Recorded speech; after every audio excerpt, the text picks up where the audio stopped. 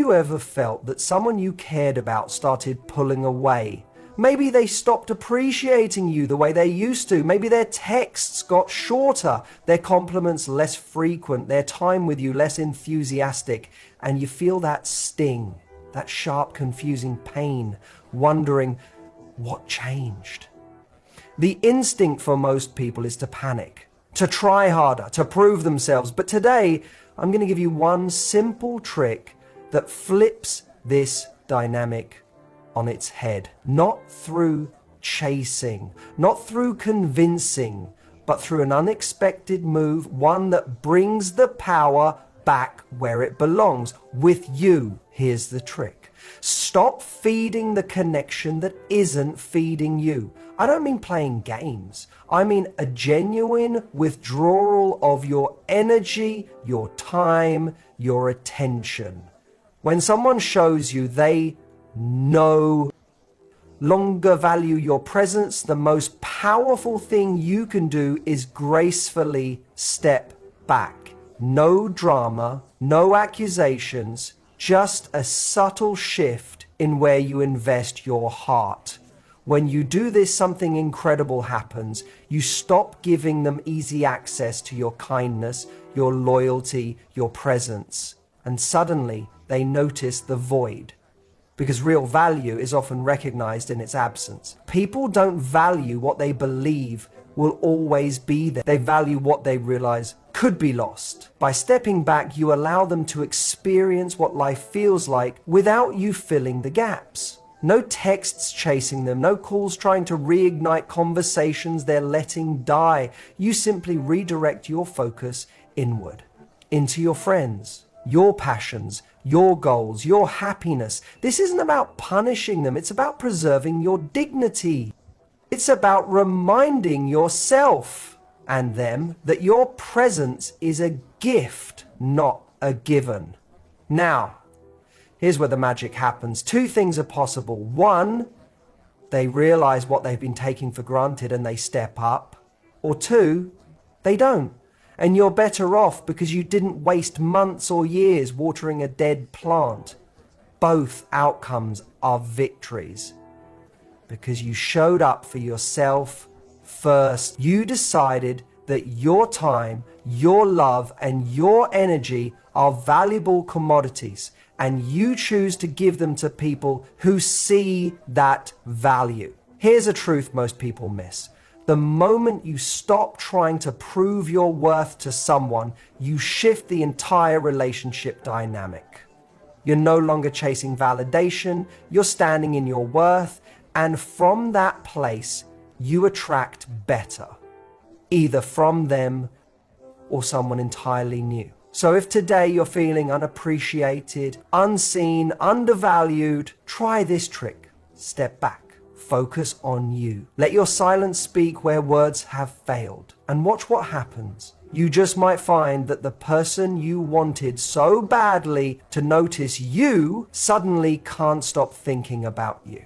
Or better yet, you'll realize you don't need them to. You were always enough. Yeah, you just needed to remember it. The most important moments in any relationship, whether romantic, friendship, or even professional, is when you recognize that your value is no longer being seen the way it deserves to be. It's a quiet, often painful realization. You notice the subtle changes, the lack of effort, the absence of excitement. You sense that the energy you're giving is not being matched anymore. And for a lot of people, the immediate instinct is to lean in harder, to overcompensate, to do more, hoping that somehow you'll reignite the connection by proving just how valuable you are. It's a perfectly human response, but unfortunately, it often leads to the opposite of what you want. When someone starts to pull away and you start chasing, it can actually lower their perception of your value even further. What few people realize in that moment is that the most powerful move is not to chase, not to explain, not to demand more, but to shift the energy entirely. Shift it away from them. Shift it back onto yourself. When someone shows signs that they no longer truly value your presence, that's your signal, not to convince them of your worth, but to reconnect with your own. This is the essence of what we call a self-perenity shift. It's about choosing to make yourself the center of your emotional world again, rather than letting it revolve around someone else's approval. Imagine what happens when, instead of pouring all your time, attention, and emotional labor into trying to fix their perception of you, you start pouring it into your own life.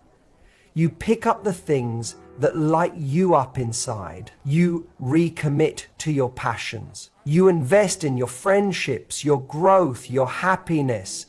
You remember who you were before you needed their validation. This simple shift in focus is powerful because it recenters your sense of worth.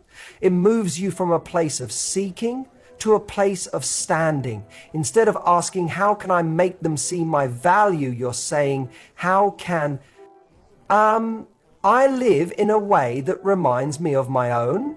There's a reason this works. People are naturally drawn to individuals who are rooted in their own lives, who have a glow that doesn't come from being needed or wanted, but from being genuinely fulfilled. When you prioritize yourself, you emit a kind of energy that is magnetic, not desperate, not needy, but abundant, secure.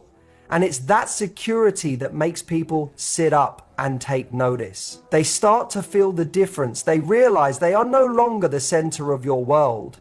And ironically, that's often when they begin to wonder how they can fit back into it. But even more importantly, whether they notice or not, you win. Because by prioritizing yourself, you break the unhealthy cycle of dependency. You no longer tie your happiness to how someone else treats you. Your emotions are no longer dictated by their wins. You become the source of your own fulfillment. And that is a kind of power that no one can take away from you. It's tempting to think that the self-pariety shift is just a strategy to get someone back. But if you're doing it right, it becomes clear very quickly that's bigger than that. It's not about them at all. It's about you taking your life back. It's about remembering that the person who needs your love, attention, and care most is you. And from that place of abundance, you naturally attract relationships that match that energy. People who see your value because you see it first. This shift doesn't happen overnight. It takes conscious effort. It takes resisting the urge to reach out when you feel lonely. It takes choosing your own growth over temporary validation. It takes facing the uncomfortable feelings head on instead of numbing them with distractions. But every time you choose yourself, you're building a stronger foundation. Every time you decide that your time and your energy are precious, you're setting a new standard for how others must treat you. You're saying, if you want a place in my life, you have to earn it. I'm not giving it away just because I miss you. Eventually, you'll realize something even more powerful. You'll realize that the right people never need convincing. The people who are meant to stay in your life will naturally match your energy. They will see your value without you having to shout it, prove it, or suffer for it. And those who don't, you'll be too busy building a life you love to mourn their absence for long. Self-priority is not selfishness. It's self-respect. It's the baseline of any healthy connection you'll ever have. When someone stops valuing you, it's not a sign that you're not enough. It's a sign that it's time to pour everything you've been giving to them back into yourself. Because that's where your power always was and always will be. When someone begins to withdraw their attention, their affection, or their appreciation, our instinct is often to react immediately. We want answers, we want clarity, we want to confront them, to ask them why they are changing and to somehow force them to return to how things used to be. But what if I told you that the most powerful response isn't loud? It's not emotional confrontation. It's not pleading for validation. It's a silent recalibration, a quiet, intentional adjustment of your behavior.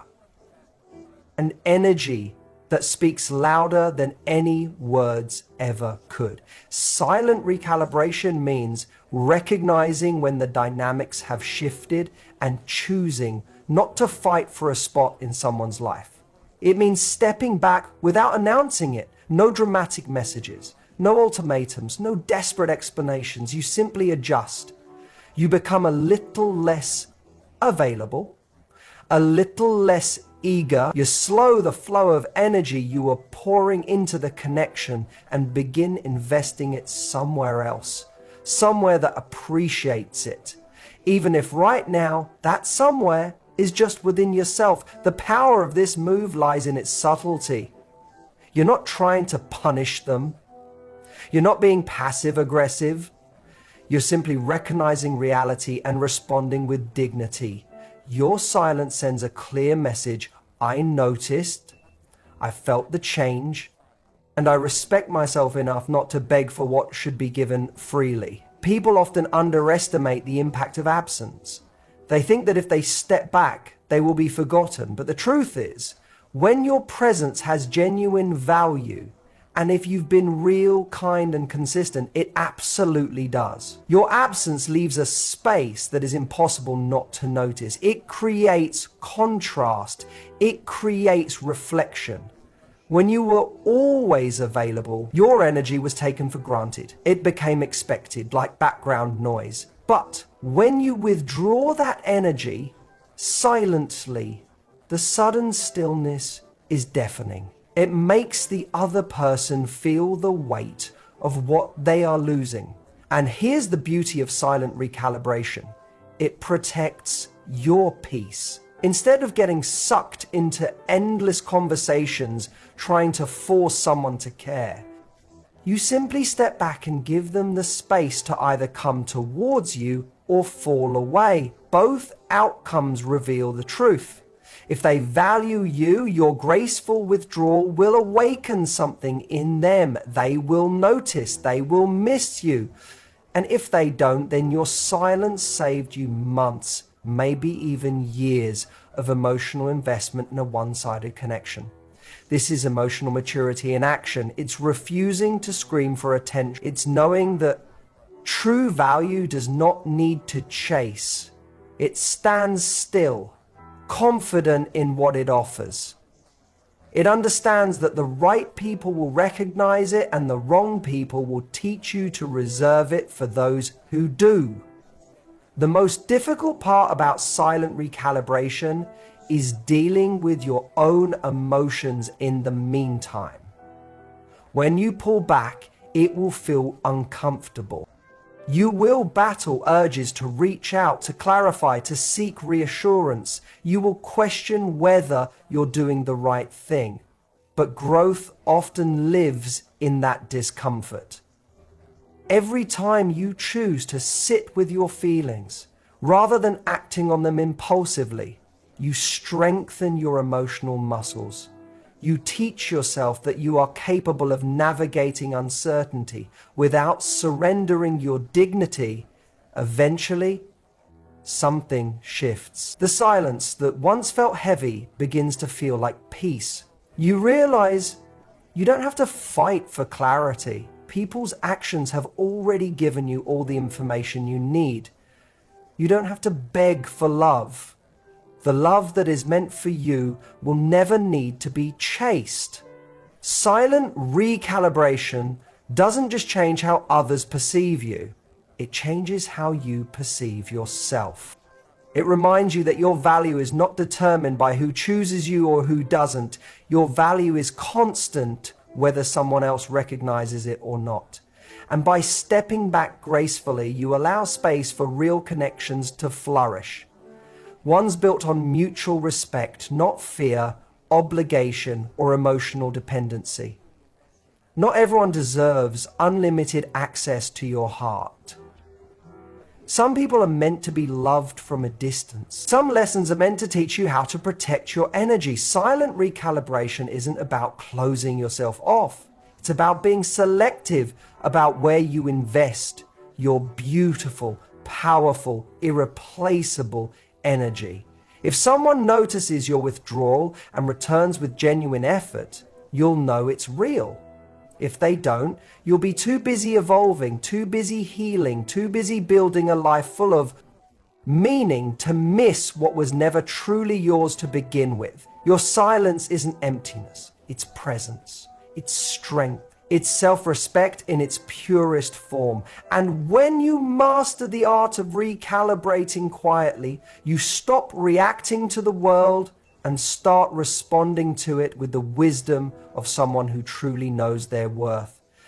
There's something undeniably magnetic about a person who doesn't need you to complete them.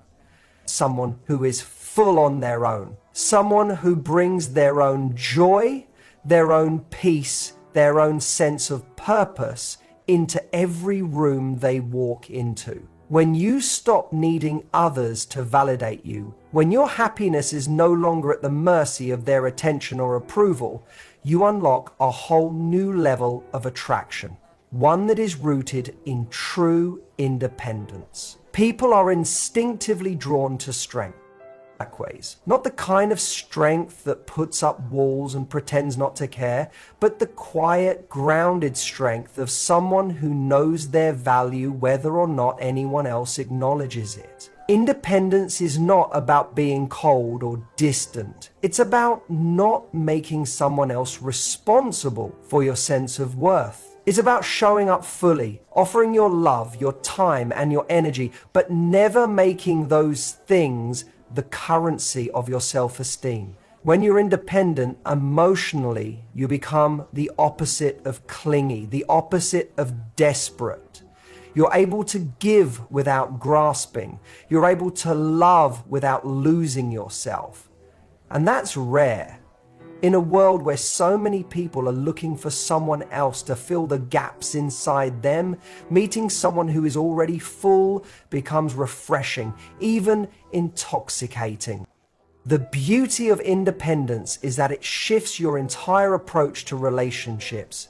You're no longer operating from a place of fear. Fear of being abandoned, fear of not being enough, fear of losing someone. Instead, you're operating from a place of abundance. You know that whether someone stays or goes, you will still be whole. You will still be you. Your life will still be meaningful, exciting, and full of possibilities.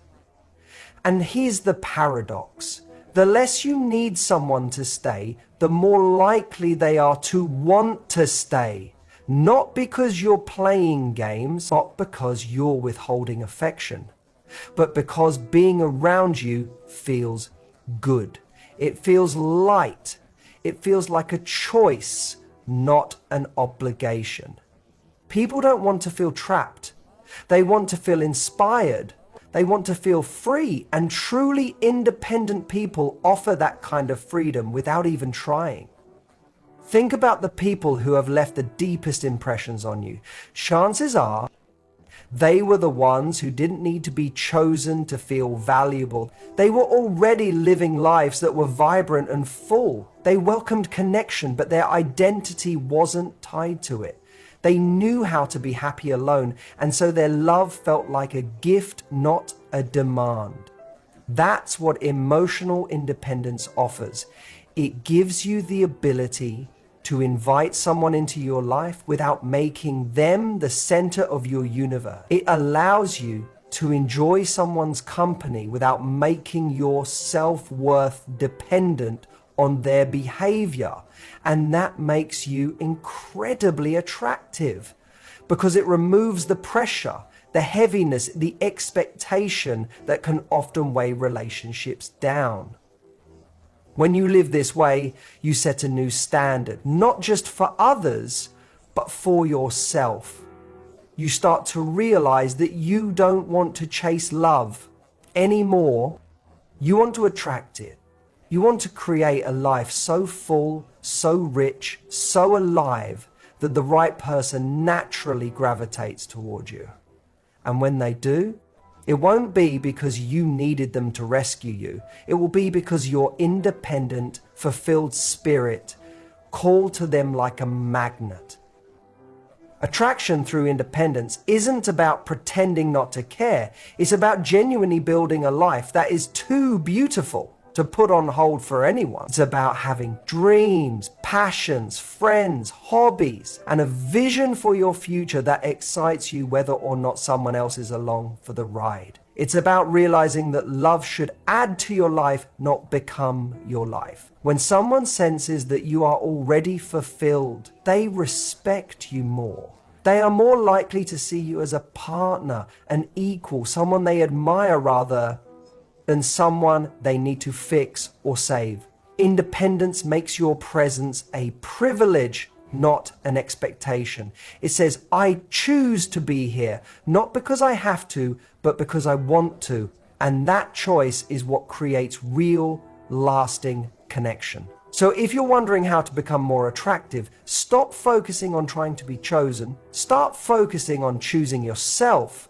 Start building a life that feels so good on the inside that anyone who comes into it feels lucky just to be a part of it. That's how you create real attraction, not through dependency, but through radiant, undeniable independence. One of the greatest freedoms you will ever experience in your relationships and in life is the moment you let go of attachment to a specific outcome.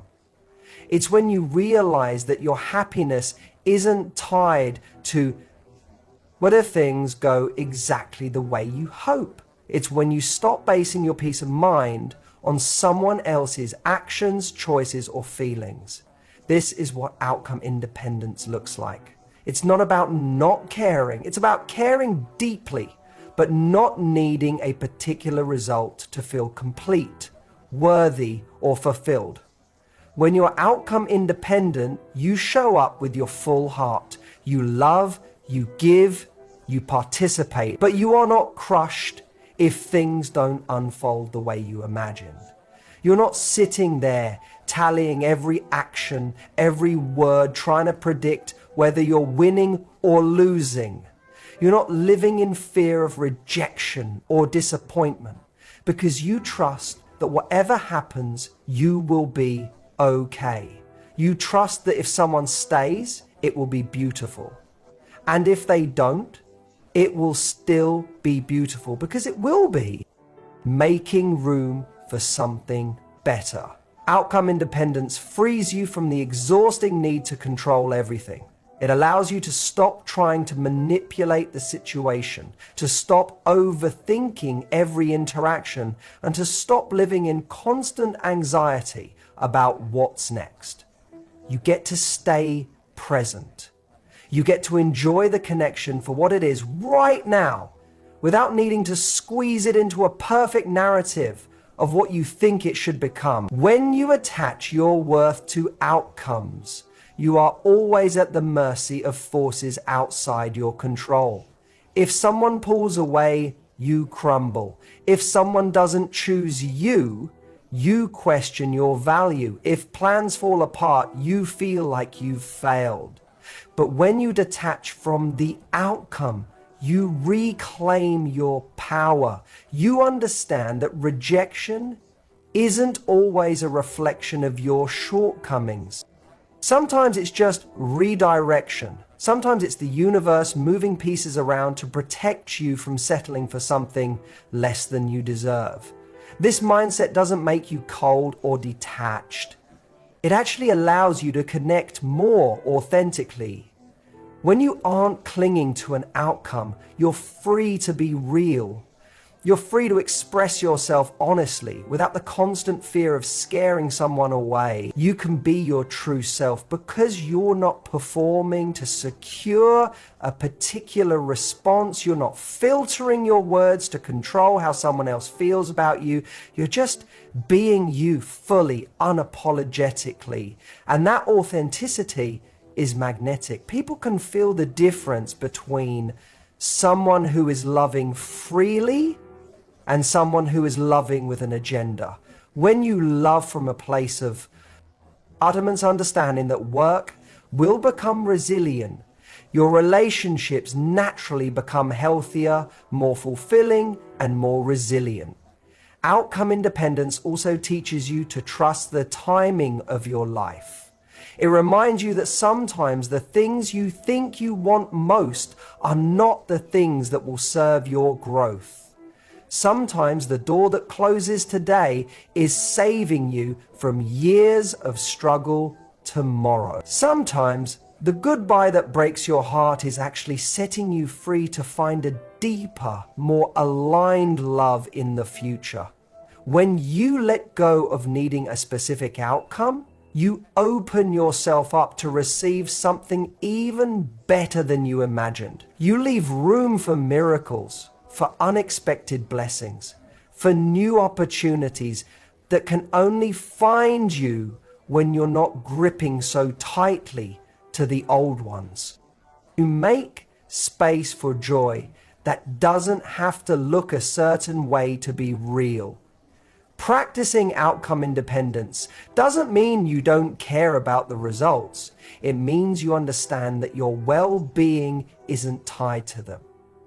It means you can desire something, pursue it with passion and sincerity, and still hold it lightly. You can say, I would love for this to happen, but if it doesn't, I will still be whole. I will still be enough. I will still move forward with hope in my heart. This is the kind of strength that makes you unstoppable, because when you are no longer afraid of losing, you become incredibly powerful. You play bigger, you love deeper, you dream bolder, and you stop shrinking your life to fit inside the tiny box of certainty. In the end, outcome independence isn't just about relationships, it's a way of living. It's about trusting yourself enough to know that you will always rise, no matter what. It's about choosing to live fully, love deeply, and show up bravely, without making your worth conditional on how things turn out. When you master this mindset, you realize that you never needed the perfect outcome to be happy. You only needed the courage to trust yourself along the way.